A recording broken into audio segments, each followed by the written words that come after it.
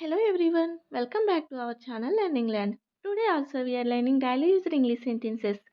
ఈ రోజు కూడా మనకు ఎంతగానో ఉపయోగపడే మరికొన్ని సెంటెన్సెస్ని ఇంగ్లీష్లో ఎలా చెప్పాలో చూసేద్దాము. డైలీ మనం మాట్లాడుతూ ఉంటాం కదండి. ఇలా ఆమెకు ఎలా మాట్లాడాలో తెలియదు, అందుకే నీతో అలా మాట్లాడింది. నీకేమైనా మతిపోయిందా? నీకు నచ్చినట్లు మాట్లాడుతున్నావు. నేను సరిగ్గానే మాట్లాడాను కానీ నీకే సరిగా అర్థం కాలేదు. Like this type of sentences అనేవి మాట్లాడుతుంటాం కదా. సో ఇటువంటి సెంటెన్సెస్ని ఇంగ్లీష్లో ఎలా చెప్పాలో చూసేద్దాము. So let's get started. Coming to the first sentence, మీరు మాట్లాడే విధానాన్ని నేర్చుకోండి లేదా నువ్వు మాట్లాడే విధానాన్ని నేర్చుకో. Learn the way you speak. Learn అంటే నేర్చుకోవడం, learn the way you speak అంటే నువ్వు మాట్లాడే విధానాన్ని నేర్చుకో. నెక్స్ట్ వన్, నీకు ఎవరితోనైనా ఎలా మాట్లాడాలో తెలియకపోతే మాట్లాడడం నేర్చుకో. లేదా మీకు ఎవరితోనైనా ఎలా మాట్లాడాలో తెలియకపోతే వెళ్ళి నేర్చుకోండి. లైక్ ఇలా కూడా అనొచ్చు. If you don't know how to talk to someone, go ahead and learn to talk. If you don't know how to talk to someone అంటే మీకు ఎవరితోనైనా ఎలా మాట్లాడాలో తెలియకపోతే, go ahead వెళ్ళి and learn to talk మాట్లాడడం నేర్చుకోండి.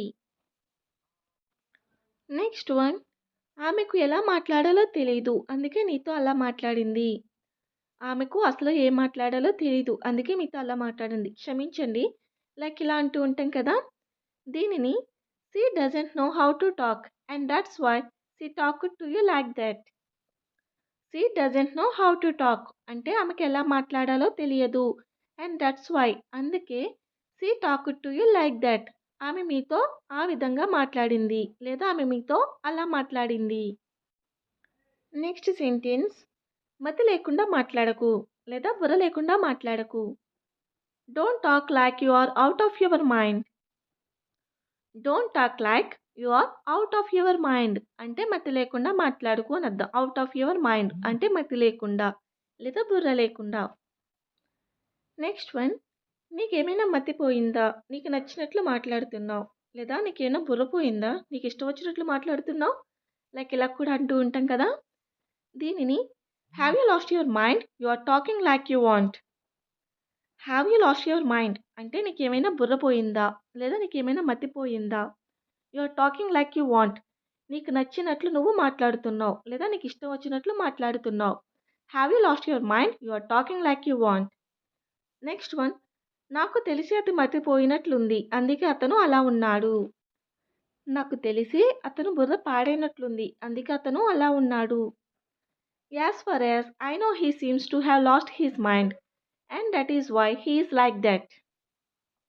As far as I know he seems to have lost his mind అంటే నాకు తెలిసి అతను మతి పోయినట్లు ఉంది లేదా నాకు తెలిసి అతను మతి స్థిమితం బాలేనట్లుంది and that is why he is like that అందుకే అతను అలా ఉన్నాడు.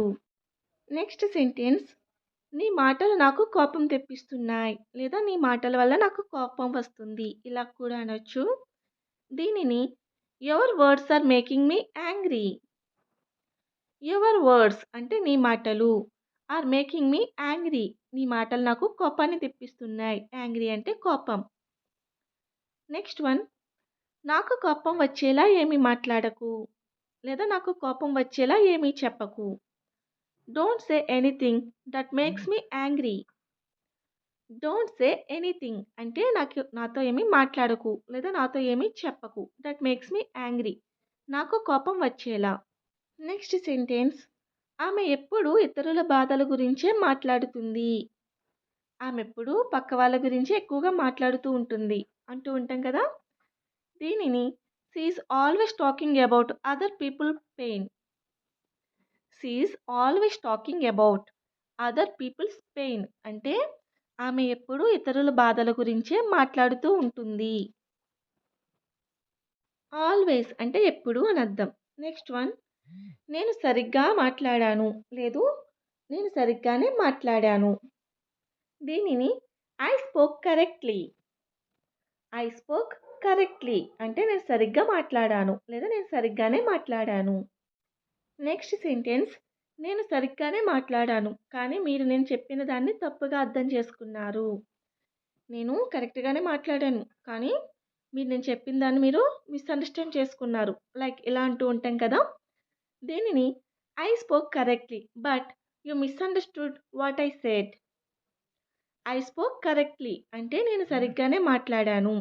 బట్ కానీ you misunderstood what I said. నేను చెప్పిన దాన్ని మీరు తప్పుగా అర్థం చేసుకున్నారు. మిస్‌అండర్‌స్టూడ్ అంటే తప్పుగా అర్థం చేసుకోవడం.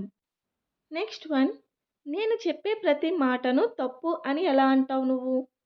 నేను చెప్పే ప్రతి దాన్ని తప్పు అని నువ్వెలా అనగలుగుతున్నావు? లైక్ ఇలా కూడా అడగొచ్చు. దీనిని how can you call every word I save wrong?